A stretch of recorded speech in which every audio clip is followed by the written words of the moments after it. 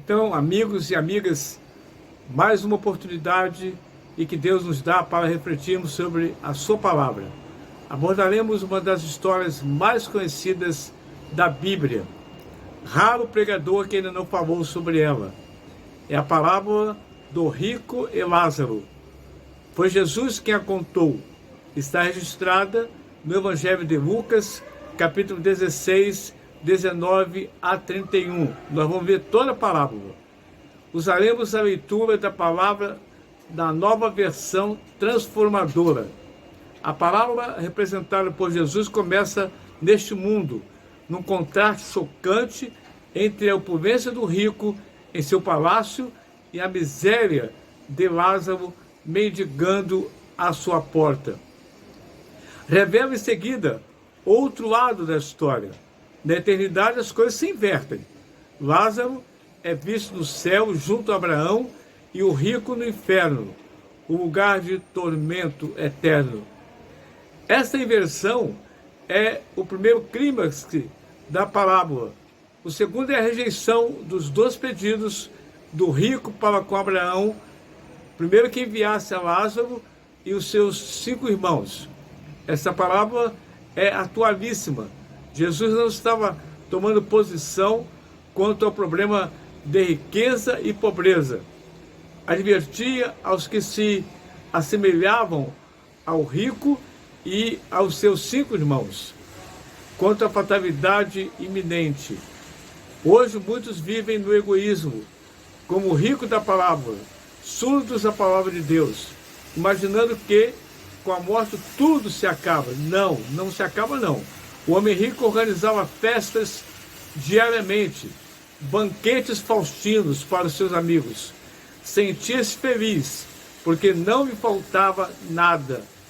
Era sem dúvida objeto da admiração e da inveja de muita gente, não é assim? Não pensava em Deus, nem se preocupava com a sorte de ninguém, e muito menos com o pedinte andrajoso que se sentava à sua porta. A condição de Lázaro era oposta ao rico, mas enquanto a do rico nem nome sabemos, Jesus deu ao mendigo um nome representativo, Lázaro, que significa ajuda de Deus ou Deus ajuda. Que oportunidade teve o rico de amenizar os sofrimentos do pobre Lázaro? Lázaro sentava-se à porta do rico, na esperança de obter algumas migalhas para saciar sua fome. Não se refere o texto às migalhas que caíam no chão, mas aos pedaços de pão que eram usados para limpar os pratos e enxugar as mãos que depois eram atirados debaixo da mesa. Mas as riquezas materiais não se transformam em riquezas espirituais, a menos que o coração seja antes transformado e esteja disposto à realização dos propósitos de Deus. Jesus disse: havia um homem rico que se vestia de púrpura e vinho fino, e vivia sempre cercado de luxo. À sua porta ficava um mendigo coberto de feridas chamado Lázaro. Ele ansiava comer o que caía da mesa do homem rico, e os cachorros vinham lamber-lhe suas feridas abertas. Por fim, o mendigo morreu, e os anjos o levaram para junto de Abraão. O rico morreu e foi sepultado. Foi para um lugar dos mortos. Ali em tormento, ele viu Abraão de longe, com Lázaro ao seu lado. Lucas 16, 22 e 23. Ambos morreram. A morte atinge a todos. A morte realiza a missão nobilíssima de nivelar os homens. Bate a todas as portas. Penetra com a mesma naturalidade no barraco o mínimo do pobre e no palácio suntuoso do rico. É a irmã gêmea da vida. Lázaro morreu e nem se fez referência ao seu sepultamento. Mas o que importa é isso? Os anjos levaram-no para o seio de Abraão, que é a designação do lugar de honra o mais elevado ponto na escala dos justos. Ele vivencia a inversão de relações. Na terra viu o rico assentado à mesa. Agora é-lhe dado a sentar-se à mesa da festa. O rico, sem dúvida, foi sepultado com aparato de honras. Mas mesmo assim, nenhuma delas representavam a outra vida. Enfrentava a realidade do inferno. Como Lázaro gozava a bênção do céu, não em virtude de ser um rico e outro pobre, mas em relação que tiveram com Deus enquanto viviam. O rico gritou: Pai Abraão, tenha compaixão de mim, mande Lázaro aqui para que molhe a ponta do dedo com água e me refresque a língua. Nem do céu o rico entendeu ou deixou de ser rico, pensava ele. Estou em agonia nessas chamas, Abraão. Porém respondeu: Filho, lembre-se de que durante a tua vida você teve tudo. Ele queria que Lázaro, que não teve coisa alguma, agora lhe servisse. Agora está sendo consolado e não com os problemas que se passavam na terra. Ninguém pode atravessar daqui para lá, nem de lá para cá.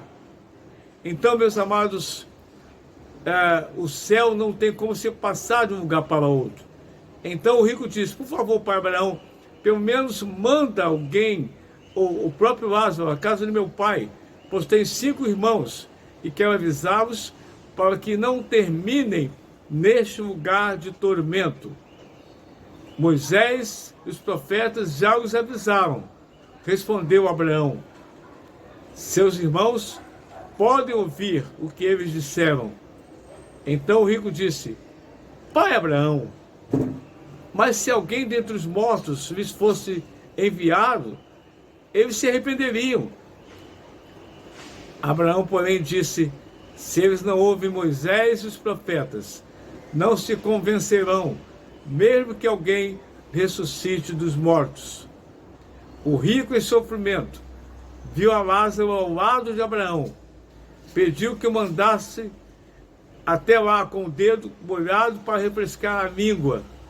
Isso nos mostra que as faculdades da alma permanecem ativas, intactas, após a morte física. Tantas vezes o rico vira Lázaro em necessidade e nunca se moveu para satisfazê-lo. Agora, invertido as posições, recorre a ele, sem ao menos lembrar-se de pedir desculpas pelo descaso com que o trataram.